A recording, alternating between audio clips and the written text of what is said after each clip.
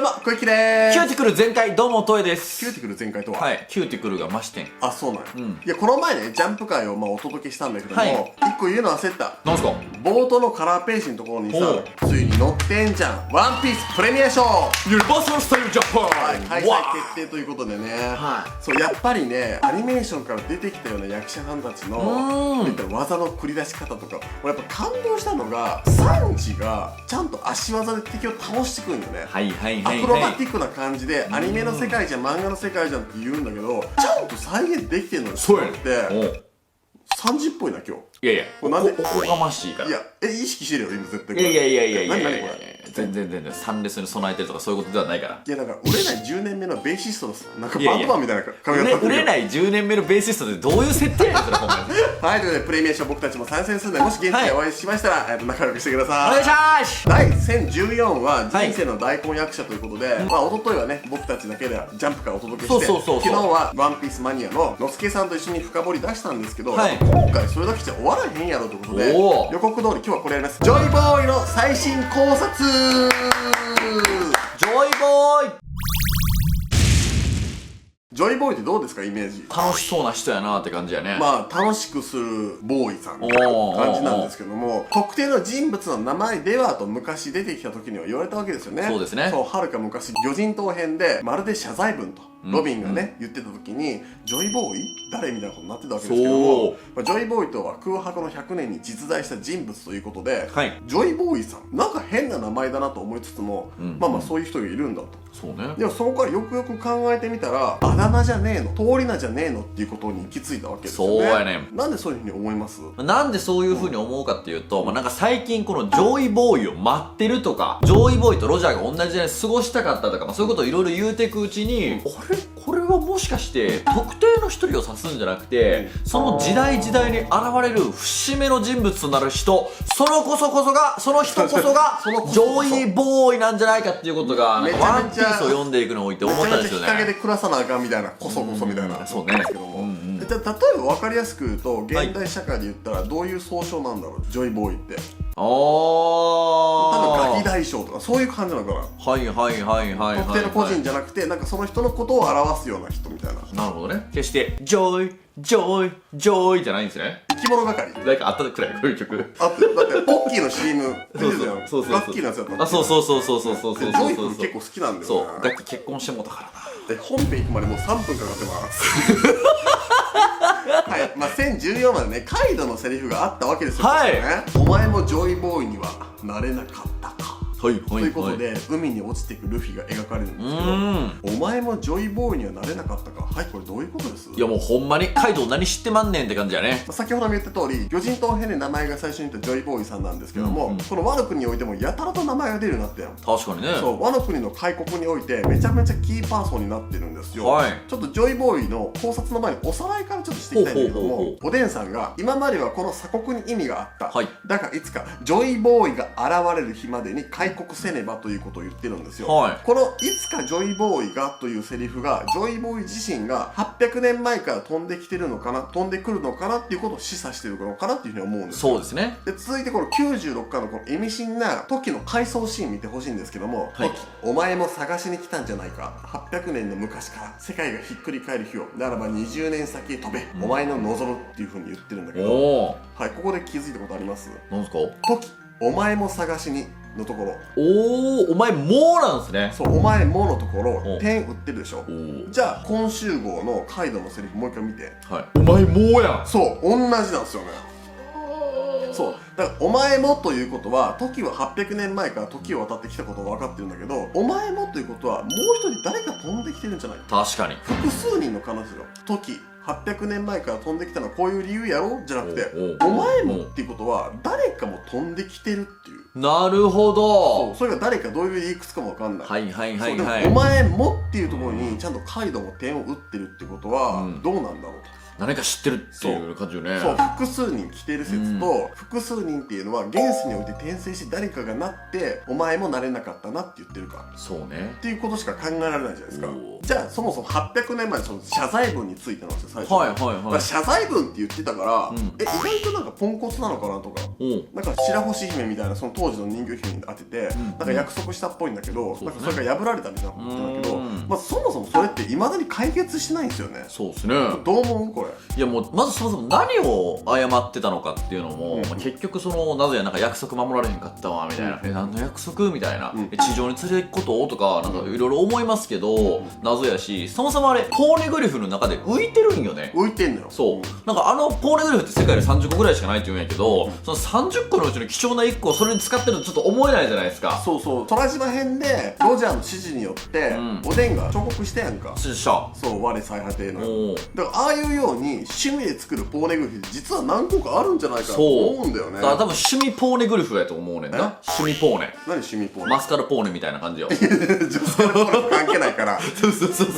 何やねんポーネつながりってそうでも読めなくてもネプチューン王家は、はい代々これが謝罪文であることは分かってたっぽいそうですね。感じがするじゃん。うん。内容はあんまり詳しくは分かってないんだけど、こう言ってるのよ。いずれ必ずジョイボーイに代わって約束を果たしに来る者が現れる。そうそうそうそう。じゃあやっぱりさ、ここは主人公補正のルフィかなって思うんだよね。そうやねんな。そう、それがやっぱ僕の中で革新的だなっていう考察に変わったのはこちらのセリフ。ロジャーがラフテル見つけた時、ジョイボーイ俺はお前と同じ時代に生まれたかった。とんでもねえ宝を残しやがって。とんだ笑い話というふうに言ってるんだけども、はい同じ時代に生まれたかったっていうのは、やっぱ800年前のことを指してると思うんですよ、普通はね。そうですね。そうでももう一個やっぱ読み取れるのは、はいルフィがもしジョイボーイだとしたら、今から訪れる20年後に行きたかったっていうこともあるのかなと思うんだけど、はいはいはいはいでもここで大事なのは生まれたかったなんだよね。うん。だからそうすると800年前説の方が今だったら濃厚かなと思うけど、どっちだと思う？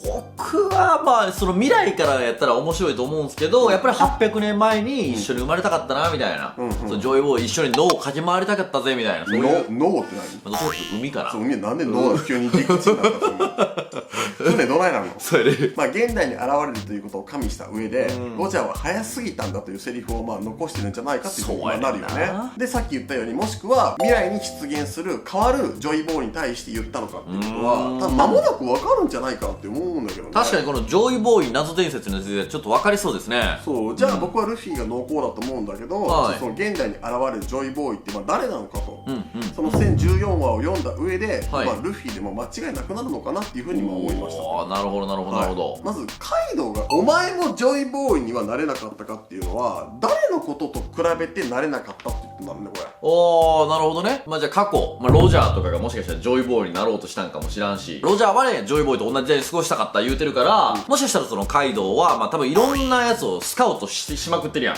いろんなやつスカウトしまくってるやん。はあはあその戦った相手。その中で、ジョイボーイを目指すんだぜみたいな確信をつかんだやつもいたと思うんすよ。なるほど。それが、もしかしたらシャンクスとか。なるほど。小競り合いしてるやん、あいつら。だから小競り合いしてるから、お前もちゃうかってんな、みたいなことをここで言うてるよ、みたいな。何そのジョイボーイ選手権みたいな。そうそう、ジョイボーイ。あ、お前もちゃうかってんな、みたいな。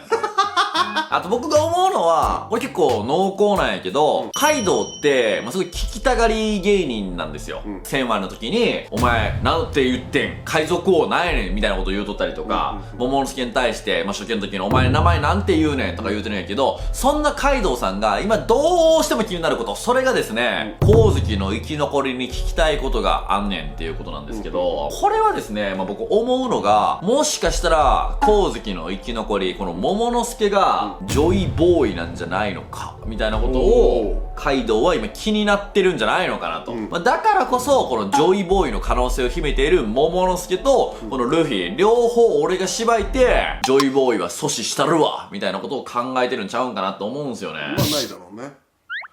ロジャーはお前と同じ時代に生まれたかったっていうのは、もし桃之助のことを指してたら同じ時代に生まれてるから。カイドウはその情報知らんから嘘でしょ。嘘やん。絶対知ってるやろ。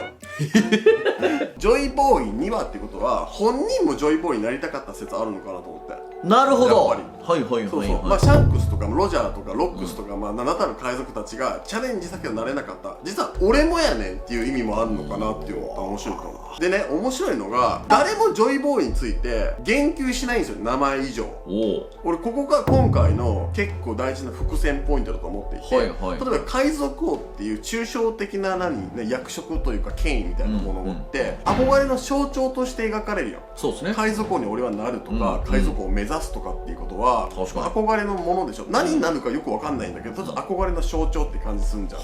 でもジョイボーイにじゃあ例えばそれが特定の人物を指す言葉じゃなくて、なんかそういう役職みたいな、そういうなんか海賊王みたいなジャンルのものだったら、誰も憧れの対象として言ってないんだよ。まあ確かにね。そう、今まで出てきたジョイボーイの情報って言ったら、800年前に実在した人物とか、謝罪文を人魚姫に送ってるとか、だから何っていうテーマで、ジョイボーイにならなきゃいけない理由ってないんだよ。そうですね。そう、ラフテルにたどり着くためにはロードポーネグリフが4つ必要という情報があったりとか、そこの宝を見つけて世界をひっくり返す存在が海賊王っていう、なんとなく僕たちイメージできるけど、じゃあジョイボーイに今更ならなきゃいけない理由って何なのと。確かにな。そう、じゃあ4つのロードポーネグリフを見つけてラフテルにたどり着いたとしても、ジョイボーイになってる資格がなかったらそれをひっくり返せないんじゃないかってことなんですよ。なるほどね。そう、ここは一旦ジョイボーイは誰か置いとこうと。ただそれを取り扱うことができるのがジョイボーイしかいないんだったら、そうルフィって今ギアフィフス、フィア5が出るんじゃないかとか、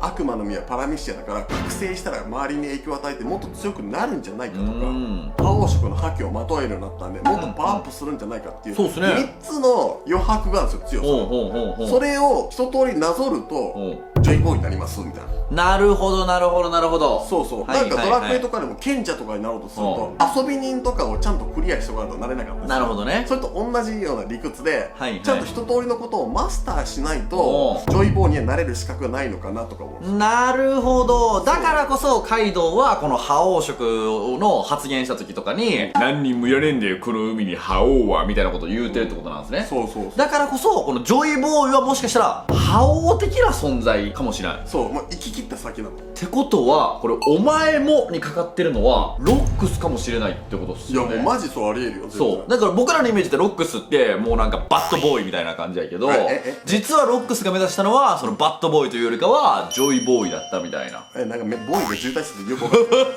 かんない。ボーイみたいな。いや思うんだよね、そうやってね。なるほどなるほど。そうだってジョイボーイってさ、名前を出すのはいいけど、誰もその具体的に言わへんあたりって絶対的になんか隠されてると思ってんのよ。いやほんまにジョイボーイね、今のところただ待たれてるだけの人、ただ謝った人、ただ何かになる感じの人みたいな感じよね。もうここまで来るともう特定の人物ではなくて、なんかそういう雰囲気のなんか人だなって思うんだけど、俺この前さスーパー神木関連にコラボ出演した時に冗談でね、僕は天衣無縫の極みのこと話したんですよ。確かに確かに。そう、テニスの王子様。じゃあ天衣無縫の極みってちょっと説明できる？天衣無縫の極みはまあこれそのテニス界における最強の技の一つみたいな感じなんですけど、これどういうことかっていうと、純粋にテニスを楽しむ気持ちをまあすごい思い出して表に出して、で相手の技とかを無効化してテニスをやるよみたいな感じの技なんやけど、技というかモードなんだよね。そう僕もバスケちゃんと中学とか部活入ったり、その少年バスケにも入って練習したか分かるんだけど、多分ちゃんと真剣にスポーツを取り組んだ人はそれすごい共感できると思うんだよ。本当にスポーツを好きでやってる時ってあれこれ考えなくても体が動いてるみたいな。そうですね。純粋に放課後本当に暗くなるまで友達とスポーツをする楽しさってあったじゃん昔ね。それが天衣無縫の極みみたいなもんだと僕は思ってて、ジョイボーイもやっぱ楽しく遊ぶ子供、男の子みたいな感じするじゃん、もう字面からすると。だからジョイボーイだねって言われてかっこいいと思う？まずちょっとダサいじゃん。なんかお前ジョイボーイやーとか言われても、お前海賊王やーって言ったらおおあざすってなるけど、ジョイボーイやーって言われたらなんかダサい。確かに確かに。そう、でも小田先生が物語の後半に来てなんでわざわざこのダサいめの通り名みたいなのを用意したんだろうと考えたら、やっぱり名は体を表すっていう言葉の通り、ルフィってもうまさにそれを表してる男の子だなと思うんですよ。そうね。じゃあ例えば2年間の修行とかでももうちょっと修行してもよかったかもしれない。5年とか10年、そしたらボーイじゃなくなるみたいな。おお、なるほほど。そう、かろうじてまだ19歳なんで、ルフィは。はいはいはいはい。っていうことを考えると、ルフィがぴったりだと思うんですよね。なるほどね。そうだからジョイボーイは800年前はモンキー D 〇〇みたいな、まあ違う人がなってましたと。でそれが回り回ってジョイボーイの資格とたるものが現れるのが今年の予言の年だと思うんですよ。なるほど。それがまあロマンスドーンということで夜明けとともに現れるんだけど、でもここで一つちょっと疑問に思うのは、おでん様がね、いつかジョイボーイが現れる日までに開国せねばって言ってるんですよ。じゃあ今まさに開国してないですよね。そうね。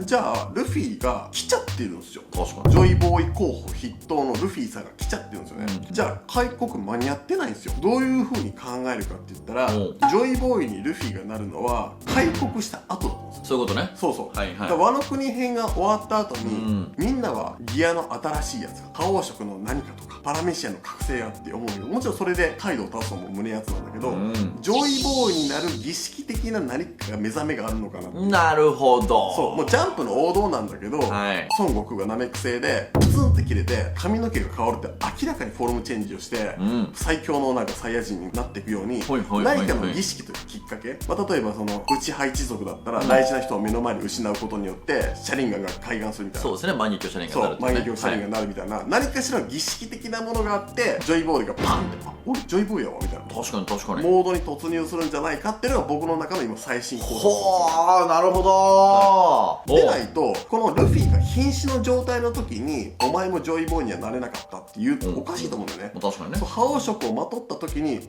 ワンチャンお前ジョイボーイになるかもしれないって思ったかもしれないんですよ、カイドウが。でもカイドウに負けちゃったからお前その覚醒の条件のなんか覇王にはもうこう到底追いつかなかった感じよね、なるほど、小物だったねっていう感じの見下し方をしてるなと思って、こんだけ強いカイドウさんでもジョイボーイにはなってないわけじゃないですか。強さだけじゃない何かをこう乗り越えてなんか戦いを楽しむ精神なのか天意無法みたいな何かしら要素があってジョイになるんだ。なるほど。なんでここでジョイボーイを出したっていうのは大きく歴史がこの後動くからっていうことと、ルフィがジョイボーイに近づくためにジョイボーイのことを知らない視聴者のために、読者のためにも一回名前出しとくよっていう意味だと僕は思ってるんですよ。そういう細かと。なるほど、面白い。はい、今日の動画は以上となります。深掘り動画ですがいかがでしょうか。ジョイボーイっていう人はぜひ高評価お願いします。いや、高評価も0人や。いや、分かれよ。我々はジョイボーイっていう人がいるかもしれないから。いや、ほんまやめて、そういうことでみんな押すんやねん。ジョイボーイは逆に押さんでよ。ジョイボーイ以外押してほしい。ジョイガールもいいよ、じゃあ。はい、ということでね、ジョイ GG とかもぜひ押してください。よろしくお願いします。ジョイ GG って何なの？いやいや、ジョイしてる GG よ。もうすげえゲートボールやってそうやな。はい、よろしくお願いします。明日はですね、またジャンプの深掘り動画で今度黄泉の国のことをちょっと深掘りしたいんですけども、これマジで胸熱な考察あるんでぜひ楽しみにしてください。楽しみになっている人は高評価とチャンネル登録してお待ちくださいませ。よろしくお願いします。黄泉の国でもジョイしたい人はチャンネル登録よろしくお願いします。それではジョイジョイ。小屋ちゃんクルーに春一番、楽しみいっぱい、動画全開、クルーのみんなで盛り上げて Twitter、LINE アット、LINE ライブも始めたよ。フォローしてね。お風呂の前は小屋キーチャンネル。